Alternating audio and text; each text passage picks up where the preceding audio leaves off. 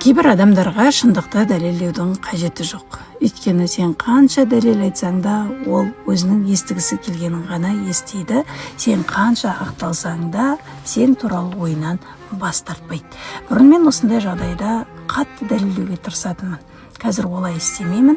Өйткені мен біреуге бір нәрсе дәлелдеймін деп, біреуге бір нәрсені түсіндіремін деп, оған өзімнің энергиямды жұмсайтынымды өте жақсы түсінемін. Үндемей қалу ол әлсіздікті білдірмейді. Сен үндемей қалу арқылы өзіңнің энергияңды қорғайсың, өзіңнің шекараңды ұстайсың. Әрбір адамның өзінің ақиқаты бар. Уақыт барлығын өз орнына қояды. Құдай бәрін көріп тұр. Сондықтан кейде даулы мәселелерді адамдар емес, өмірдің өзі шешеді. Сондықтан ешкімге ештеңе дәлелдеудің қажеті жоқ. Ешкімге ештеңе түсіндірудің қажеті жоқ. Керісінше, үндемеу арқылы өзіңнің энергияңды сақта, үндемеу арқылы өзіңнің границаңды қой.